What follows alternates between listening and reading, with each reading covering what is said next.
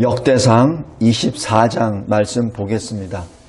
다윗은 자기 자신이 생명이 있는 동안에 하나님으로부터 받은 사명이 성전 건축 준비요. 두 번째는 그 세워진 성전 안에서 예배가 회복되는 것이 바로 자기가 받은 사명이니 그 예배를 회복할 수 있도록 첫 번째는 레위인을 편성하고 그다음에 오늘 24장에서는 제사장을 편성하는 것이 기록되어 있습니다. 우리가 다시 한번 이 역대기를 기록한 이 역대 기자의 심정을 생각해 보십시오. 바벨론 포로 70년을 살다가 풀려났습니다. 그래서 예루살렘에 들어왔어요. 성전은 무너져 버렸고 성벽은 다 회파됐습니다. 성전은 에스라의 인도하에 하나님께서 허락해 주셔서 참 우여곡절 끝에 성전이 세워졌습니다. 그러나 과거 솔로몬의 성전의 영광에는 비할 수가 없어서 그 처음에 그 성전 세울 때 기쁨의 노래도 있었지만 애곡의 이 울음소리도 같이 섞였다라고 기록을 합니다. 이제 성전이 건축됐습니다. 이제 예배가 회복되어야 되는데 제사장들은 어디 갔고 또 레위인들은 어디 갔습니까? 사실 막막하지 않습니까? 또 포로에서 귀환됐는데 뭐 증거가 없잖아요. 뭐 누가 레위인인지 누가 제사장인지 그것도 알 수도 없습니다. 그런 와중에 지금 역대기 기자가 이 역대상 24장을 기록되는 그 이유가 아마 있을 줄로 믿습니다. 첫 번째는 성전 건축과 그리고 예배 회복을 위하여 내가 어떤 자료를 사용해야 되는지, 바로 그 자료가 다윗의 마지막 그 호흡을 남기기 직전에 다윗이 행했던 그 자료가 바로 이 성전을 재건하고 예배를 회복하는 기초 자료가 된다는 것을 우리가 여기서 알 수 있습니다. 성도 여러분, 우리도 이 세상에 살면서 눈에 보이는 성전도 재건해야 되지만 눈에 보이지 아니하는 내 신앙, 하나님 앞에 드리는 예배의 회복이 반드시 따라가야 합니다.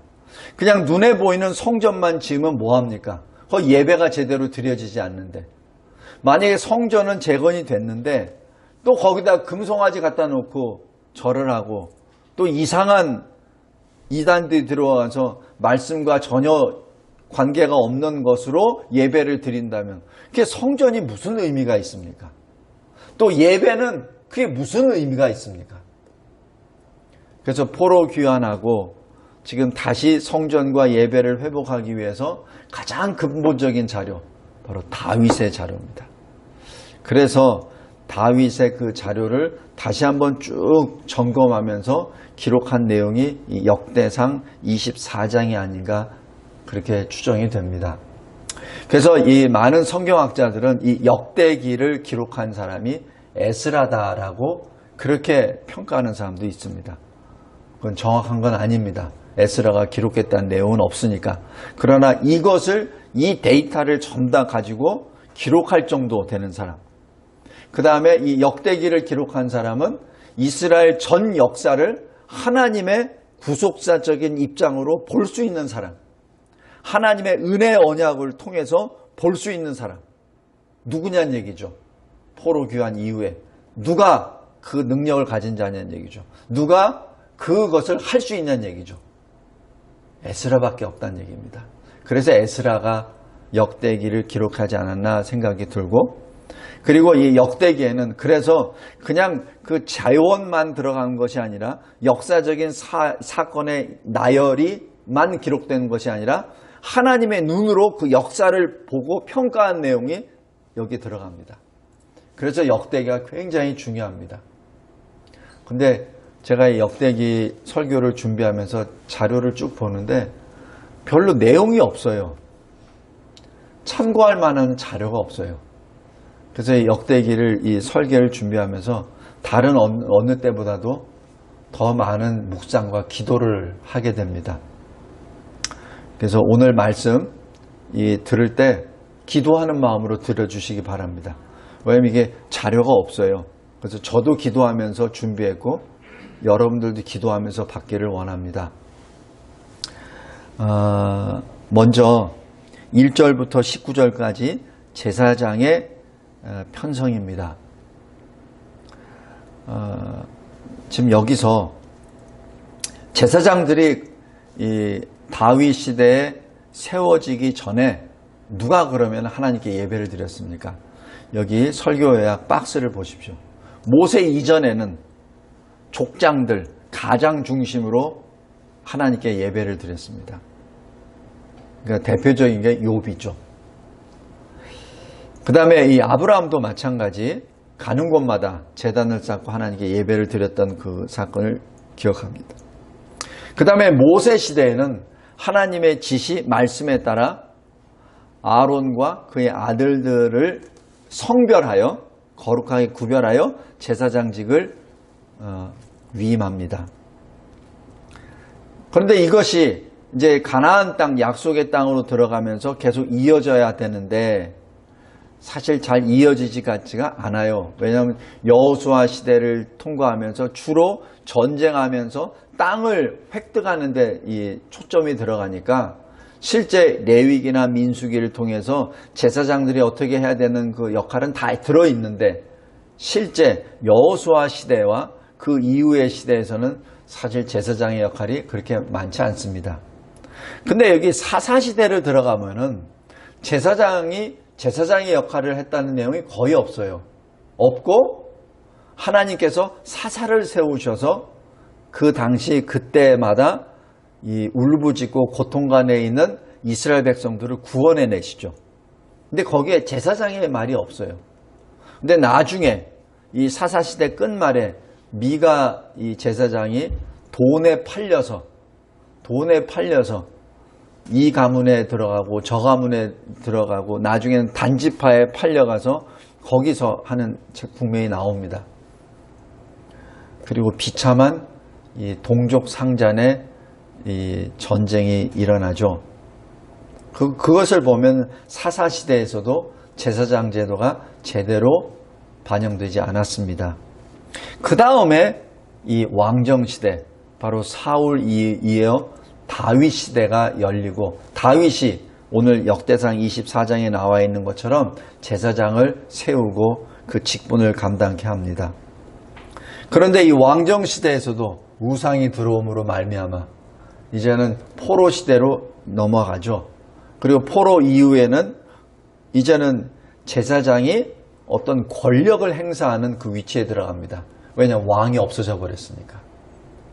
왕이 끌려가서 포로가 되고 눈이 뽑혀서 죽어나가고 이래버리니까. 그래서 이 제사장이 권력을 갖게 되므로 이제는 부패와 타락의 그 온상지가 돼버리죠. 그러니까 예수 시대에 제사장들이 예수를 십자가에 못 박는데 앞장서 버리죠. 참 슬픈 역사가 일어납니다. 자, 그런데 여기서 지금 이 역대기를 기록한 바로 포로 귀환 이후에 성전과 예배를 회복하기 위하여 애를 썼던 하나님의 사람들이 지금 계속해서 보고 있었던 것은 다윗의 마지막 업적입니다. 그것이 제사장을 세운 역사죠.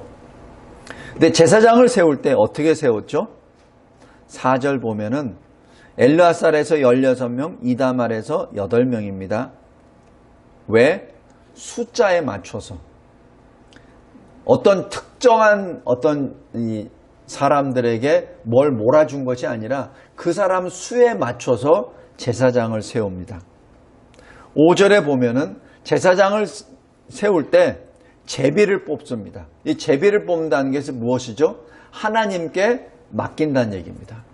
그러니까 사람의 방법으로 제사장을 어떤 뽑는 게 아니라 제비에 뽑아서 하는데 그 제사장이 하루 종일 1년 12달 같은 직무를 계속 할 수 없잖아요.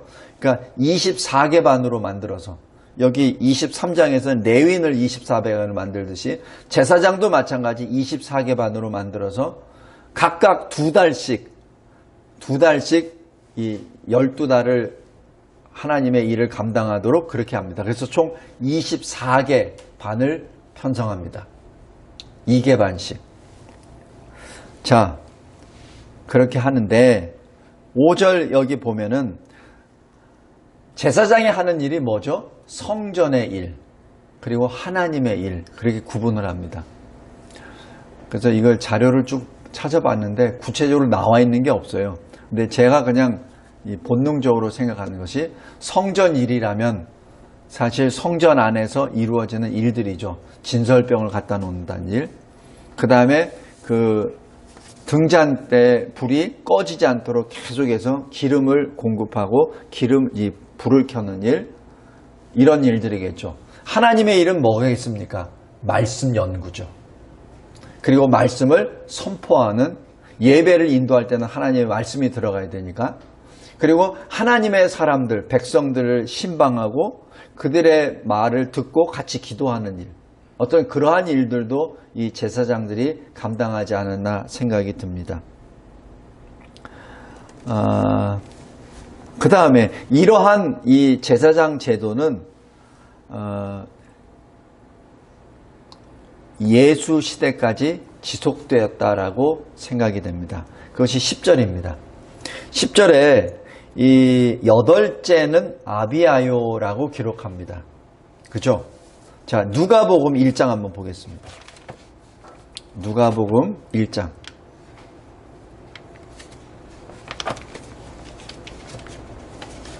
1장 5절에 보면은 유대왕 헤롯 때에 아비야 반열에 제사장 한 사람이 있었으니 이름은 사가랴요. 그의 아내는 아론의 자손이니 이름은 엘리사벳이라.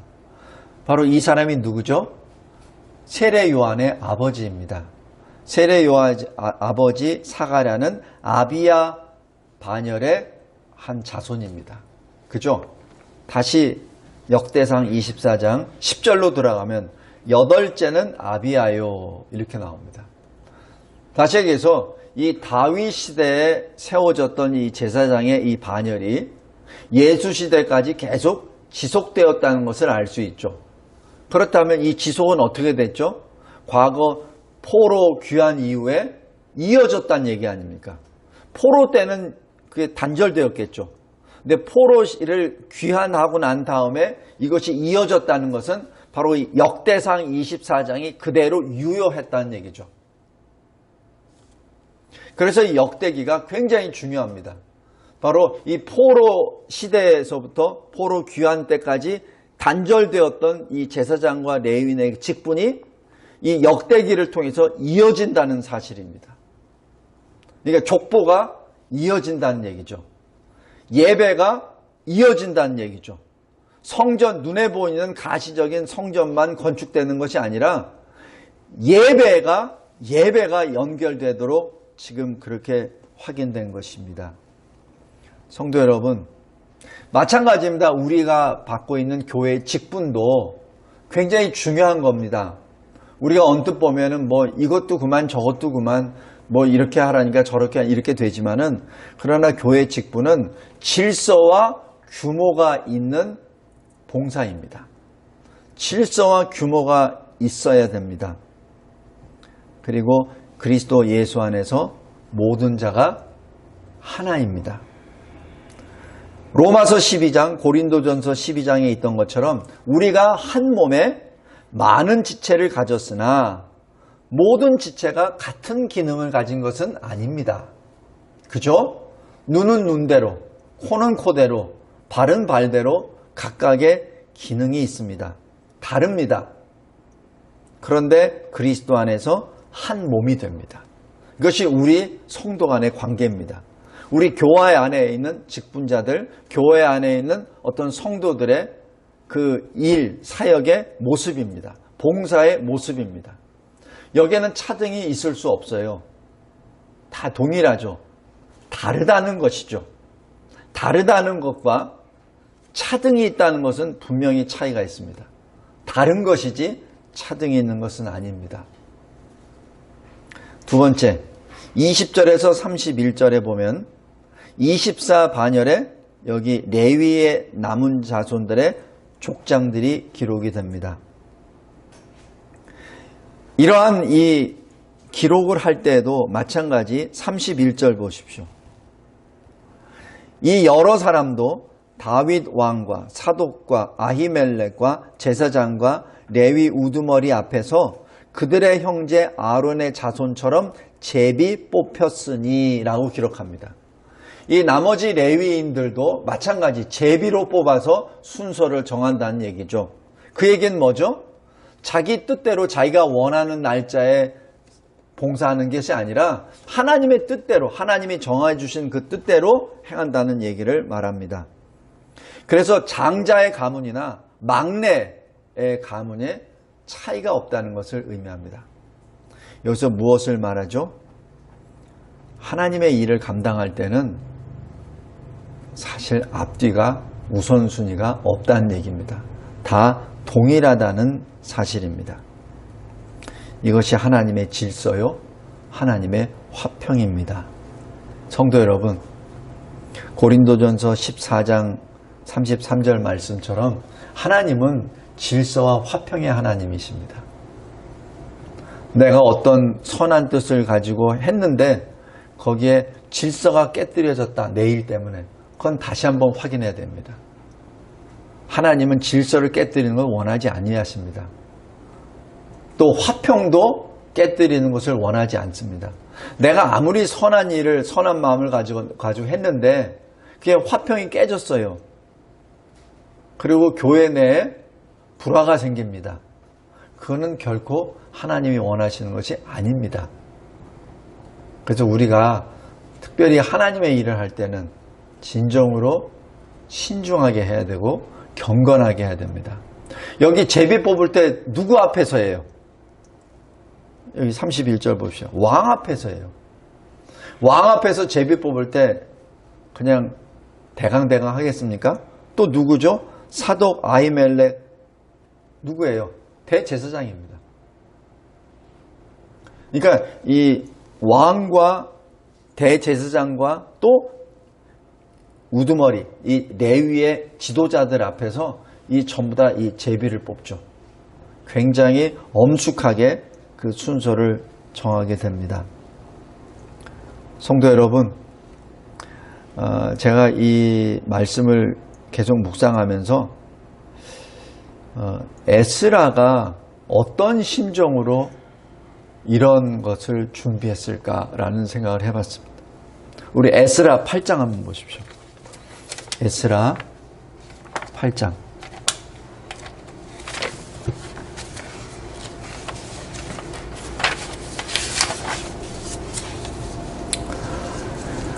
에스라 8장 21절부터 23절까지 하나님 앞에 금식하며 기도하는 내용입니다. 제가 읽겠습니다. 그때 내가 아와 강가에서 금식을 선포하고 우리 하나님 앞에서 스스로 겸비하여 우리와 우리의 어린 아이와 모든 소유를 위하여 평탄한 길을 그에게 간구하였으니 이는 우리가 전에 왕에게 아뢰기를 우리 하나님의 손은 자기를 찾는 모든 자에게 선을 베푸시고 자기를 배반하는 모든 자에게는 권능과 진노를 내리신다 하였으므로 길에서 적군을 막고 우리를 도울 보병과 마병을 왕에게 구하기를 부끄러워 하였음이라. 그러므로 우리가 이를 위하여 금식하며 우리 하나님께 간구하였더니 그의 응답하심을 입었느니라 라고 기록합니다. 포로 귀한 자 에스라가 하나님 앞에 금식을 선포하고 기도했던 그 내용입니다. 성도 여러분, 우리도 마찬가지 이런 심정으로 하나님 앞에 기도해야 됩니다. 예배가 회복되게 하소서. 우리 성도들의 신앙이 회복되게 하옵소서. 하나님은 하나님을 찾는 자에게 선을 베푸십니다. 그러나 하나님을 배반하는 자에게는 권능과 진노를 내리십니다. 이게 하나님이에요. 바로 공의의 하나님이시요 사랑의 하나님을 여기서 또 고백하게 됩니다. 그리고 에스라 9장 7절부터 15절까지 말씀 쭉 보기 바랍니다. 저녁 제사를 드릴 때 내가 근심 중에 일어나서 속옷과 겉옷을 찢은 채 무릎을 꿇고 나의 하나님 여호와를 향하여 손을 들고 말합니다. 지금 이게 아마 이 저녁 제사라는 게 저녁 예배 같아요. 하나님이 우리 교회에 허락하신 저녁 예배 있죠. 그거와 같을 거라고 생각합니다. 그래서 제가 이 본문을 읽고 하나님 진심으로 감사합니다. 이 보잘것없는 우리 진리와 제자교회에 하나님께 저녁 예배를 드리며 마음을 찢으며 무릎으로 기도할 수 있도록 기회를 주심에 감사합니다. 여기 에스라가 이렇게 기록합니다. 나의 하나님이여, 내가 부끄럽고 낯이 뜨거워서 감히 나의 하나님을 향하여 얼굴을 듣지 못하오니 이는 우리 죄악이 많아 정수리에 넘치고 우리 허물이 커서 하늘에 미침이니이다. 우리 조상들의 때로부터 오늘까지 우리의 죄가 심하매 우리의 죄악으로 말미암아 우리와 우리 왕들과 우리 제사장들을 여러 나라 왕들의 손에 넘기사 칼에 죽으며 사로잡히며 노략을 당하며 얼굴을 부끄럽게 하심이 오늘과 같으니이다. 이제 우리 하나님 여호와께서 우리에게 잠시 동안 은혜를 베푸사 얼마를 남겨두어 피하게 하신 우리를 그 거룩한 처소에 박힌 목과 같게 하시고 우리 하나님이 우리 눈을 밝히사 우리가 종노릇하는 중에서 조금 소생하게 하셨나이다. 우리가 비록 노예가 되었사오나 우리 하나님이 우리를 그 종살이 하는 중에 버려두지 아니하시고 바사왕들 앞에서 우리가 불쌍히 여김을 받고 소생하여 우리 하나님의 성전을 세우게 하시며 그 무너진 것을 수리하게 하시며 유다와 예루살렘에서 우리에게 울타리를 주셨나이다. 우리 하나님이여, 이렇게 하신 후에도 우리가 주의 계명을 버렸사오니 이제 무슨 말씀을 하오리까. 성도 여러분, 여기 5절부터 이 10절까지 우리라는 표현이 23번이나 나옵니다. 포로에서 귀환한 자 에스라, 성전을 재건하고 예배를 회복해야 되겠다는 그 사명, 절대절명의 사명을 가지고 하나님 앞에 무릎을 꿇고 지금 기도하고 있습니다.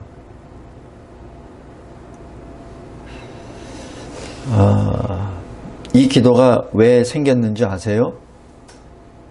제사장들이, 이스라엘 백성들이 불신 결혼을 계속 하거든요. 그래서 이 10장에서 보면은 불신 결혼한 상대들과 그 소생들을 다 내쫓습니다.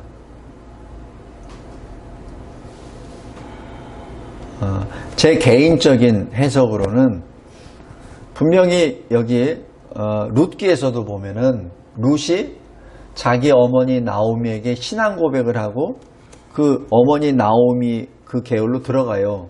그죠? 그래서 예수의 족보에 들어갑니다. 맞죠? 그래서 저 그것을 보면은 지금 이 여기서 쫓겨난다는 얘기는 무조건 불신 결혼했다고 막 쫓겨내는 게 아니라 불신 결혼했던 그 상대들에게 분명히 신앙 고백을 할 수 있는 기회를 줬을 겁니다. 근데 그 신앙을 받아들이지 않는 거예요. 그 자식도 신앙 고백을 안 받아들이는 거예요. 그러니까 내쫓는 게 되죠. 제가 처음에 신학교에서 이 공부를 할 때는 신학생들이 뭐 어떻게 이렇게 너무 좀 심한 거 아니야? 또 그러다 보니까 실질적으로 내쫓다는 게 아니고 뭐 어떻게 했다는 식으로 또 그렇게 또 해석하는 신학생들도 있고 교수들도 있었습니다. 근데 지금 가만히 다시 보면은 룻기에서도 분명히 룻이 모압 여인인데 유대인으로 들어왔어요. 그래서 신앙 고백으로. 어머니의 하나님이 나의 하나님, 어머니의 백성이 나의 백성. 그죠? 그게 신앙 고백이에요. 그 신앙 고백을 근거로 룻이 유다의 계보에 들어갑니다. 마찬가지 에스라도 그렇고 느헤미야도 그렇고 제사장이 불신견어를 해버립니다. 제사장의 아들들이 불신견어를 하고 그러다 보니 이게 엉망이 돼버리는 거죠. 예배 회복은커녕 예배에 우상단지가 들어설 그 심판이에요. 왜냐하면 그것 때문에 바벨론의 70년 포로를 끌려갔는데 이제는 귀환되고 난 다음에도 그 짓 하니까. 그러니까 에스라가 저녁 예배 시간에 찢죠. 그리고 하나님께 회개 기도하는 내용이 본문 내용입니다. 역대상 여기 25장을 어떤 심정으로 기록했겠는가? 그냥 우리가 보기에는 그냥 뭐 이름의 나열이네. 별 의미가 없네. 내가 이 사람 저 사람 어떻게 알아? 그런데 실질적으로 이 내용이 이 족보를 근거로 해서 70년 바벨론 포로에서 귀환한 자 중에 제사장이 세워집니다. 그죠? 그리고 이 족보를 근거로 해서 레위인이 확인이 되죠. 굉장히 중요한 내용입니다. 우리에게는 사소 좀 생소한 이름들이 계속 나열되기 때문에 별 중요한 것 같지 않지만은 당시 에스라 시대, 느헤미야 시대에는 이 족보가 실은 근간이 됩니다. 그래서 성경 말씀은 어느 것 하나도 사실 쉽게 넘어가서는 안 됩니다. 그래서 제가 여러분하고 같이 읽는 이유가 거기 있어요. 저도 이 뜻에 대해서 완전히 잘 몰라요. 그러나 분명히 여기에도 하나님의 놀라우신 뜻이 있고 섭리가 있고 교훈이 있다는 것을 영적으로 깨닫습니다. 말씀을 맺겠습니다. 거룩하신 하나님의 일을 행할 때 이 부패한 세상, 타락한 인간의 생각과 방법으로 해서는 안 됩니다. 교회의 일, 눈에 보이는 하나님 나라의 이 일을 감당할 때 세상의 방법으로 해서는 안 돼요. 그냥 쉽게 얘기해서 헌금 많이 한 사람이 장로 세워주면 안 된다는 얘기입니다. 물론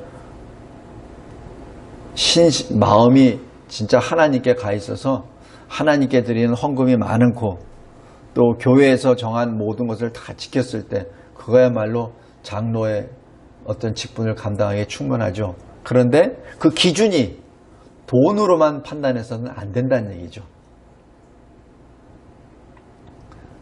우리의 모든 이 교회 내 직분도 마찬가지입니다. 특별히 다음 주에 우리 성경 캠프를 하면서 각자 자기가 받은 은사, 달란트를 잘 생각하시기 바랍니다. 그래서 이번 성경 캠프가 굉장히 중요합니다. 교회를 새롭게 세우기 원합니다. 그냥 현재 있던 그 방법대로 이제 나아가서는 안 된다고 봅니다. 새 부대가 되어야 합니다. 그러기 위해서는 우리가 각자가 새 사람이 되어야 돼요. 새 사람이 되어야 됩니다. 그래서 성전을 재건하려는 바로 그 다윗의 심정으로 예배를 회복하게 하려는 그 다윗의 그 간절한 마음으로 우리 성경 캠프에 임하시기를 바랍니다. 일주일 남았습니다. 일주일 동안 그 기도를 해주세요. 내가 교회에서 무슨 일을 할 수 있는지, 하나님이 이 일을 위해서 나에게 어떤 은사를 주셨는지 그것을 잘 생각하시기 바랍니다. 하나님의 일은 자기 기분 내키는 대로 하는 거 아니에요. 자기가 기분 좋으면 하고 기분 나쁘면 안 하고 그거 아니에요. 하나님의 일은 신실하게 꾸준히 해야 됩니다. 꾸준히 변함없이 누가 보든 안 보든 목사가 시키면은 겨우 하고 안 시키면 안 하고, 그게 아니라 하나님과 나와의 1대1 관계로 그것을 일을 하는 것이 교회 내의 직분입니다. 그것을 말씀으로 준비하시기 바랍니다. 두 번째, 교회 일은 먼저 거룩의 옷을 입어야 됩니다. 시편 110편에 뭐라고 하죠? 주의 권능의 날에 하나님의 백성들이 거룩한 옷을 입고 즐거이 헌신할 때, 이죠? 그러니까 거룩한 옷을 입는다는 것은 무엇이죠? 말씀과 기도로. 말씀이 뭡니까? 진리. 기도가 뭐죠? 성령으로. 그리고 말씀과 기도로 거룩의 옷을 입고 행했을 때 하나님의 뜻과 방향과 방법대로 이루어질 수 있습니다. 내가 말씀과 기도를 하지 아니하고 교회 일을 감당할 때는, 그때는 전부 다 자기 의지로만 막 해버립니다. 그게 어떻게 돼요? 자기 기분 내키는 대로 해버리죠. 자기 감정이 이끄는 대로 해버리죠. 그러면 교회 일이 안 됩니다. 왜냐하면 교회는 세상 가운데 있지만 세상과 구별된 거룩한 하나님의 집이기 때문에 그렇습니다. 셋째로, 모든 성도는 그리스도 안에서 제사장적 사명, 직무를 감당합니다. 이 시대는 제사장은 없어요. 그러나 예수 그리스도께서 십자가의 단번에 자기 생명을 드림으로 인하여 우리에게 새로운 살 길을 열어주셨잖아요. 그래서 우리에게는 더 이상 제사장이 필요 없어요. 주님께 나아가는데 우리는 오직 믿음으로 나아가죠. 그래서 우리가 각자가 제사장적 사명과 임무를 받은 사람들입니다. 그것을 이번 성경 캠프 때 점검하고 확인하고 하나님 앞에 서원하는 그러한 시간이 되기를 바랍니다. 우리가 이 인생을 돌이켜보면 하나님의 언약 가운데 하나님이 이루어 가시는 구속의 역사 가운데 내가 서 있다는 것을 우리가 영적으로 느껴요. 그 당시는 모르더라도 지나놓고 보면은 하나님이 지금 나를 이끌어가 주시는구나 라는 것을 깨닫게 됩니다. 이 진리와 제자교회도 마찬가지예요. 수많은 사람이 왔다가 가고 왔다가 갑니다. 그 인원수는 근 7, 80명 돼요. 근데 하나님이 놀랍게도 그 때에 맞춰 필요한 사람들을 보내주시고 때에 맞추어 떠나가게 합니다. 그래서 하나님의 그 놀라운 역사는 계속 이루어집니다. 제가 시작했다고 해서 제가 지금까지 일한 것이 아니라 하나님이 그때마다 필요한 사람들을 보내주시고 그때 쓰십니다. 그리고 거기에 더 이상 있지 못하면 또 나갑니다. 사람은 있고 없고 왔다가 나갔다 합니다. 근데 하나님은 그때마다 역사하십니다. 하나님이 일을 하십니다. 우리 그러한 간증을, 그러한 체험을 함께 나누는 우리 성경 캠프가 되기를 바랍니다. 그래서 그냥 교회 내에서 무슨 직분을 할 때 내가 뭐 어쩔 수 없이 하게 되니까 이렇게 생각하지 마시고 하나님의 눈으로, 하나님이 지금 이 진리와 제자교회를 어떤 마음으로 어떤 눈으로 보고 계시는지, 그리고 하나님께서 이 마지막 때에 이 진리와 제자교회를 통하여 이루시고자 하시는 것이 무엇인지 그것을 알았을 때 거기에 빨리 적극적으로 나아가시기 바랍니다. 주여 나에게 주소서, 주여 나를 보내소서, 주여 나를 쓰소서라는 우리 각자의 고백이 있기를 바랍니다. 하나님은 자원하는 자를 즐거이 받으신다고 하셨어요. 그죠? 만약에 자원하는 자가 없다면 어떻게 하시죠? 돌멩이라도 들어서 쓰십니다. 또 하나님께서는 짐승을 들어서 쓰세요. 그 발람 발람 타고 다녔던 그 나귀. 그 나귀가 선지자라는 발람에게 선지자 말을 역할을 하잖아요. 선지자가 역할을 못하니까. 성도 여러분,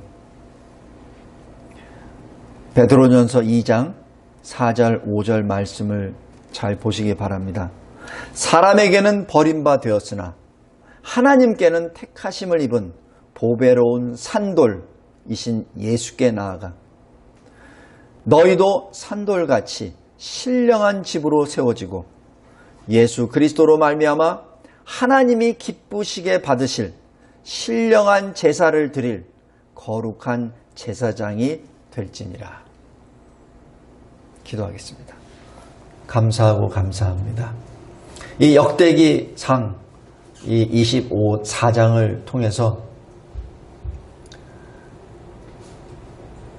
포로 귀환했던 바로 에스라의 간절한 주님을 향한 회개 기도와 그리고 예배를 회복하기 위한 그의 최선을 다하는 모습을 바라봅니다. 바로 그 근거가 다윗이 시작하였었던 바로 제사장과 레위인을 세우는 그 일이었기에 다시 한번 하나님 앞에 엎드립니다. 다윗은 바로 죽기 직전에 이 일을 감당했고 그래서 그나마 이스라엘이 나중에 분열이 되고 멸망하지만 그래도 끝까지 제사장과 레위인의 그 계보가 이어질 수 있었던 것은 다윗이 호흡이 남아있는 그 순간까지 받은 사명을 감당했기 때문에 가능했습니다. 아버지 하나님, 저희들에게도 분명 세상의 눈으로 보아서는 별 의미가 없는 것 같으나 그러나 하나님의 눈에 보았을 때는 기쁘고 즐거운 그 일들이 우리 앞에 있음을 고백합니다.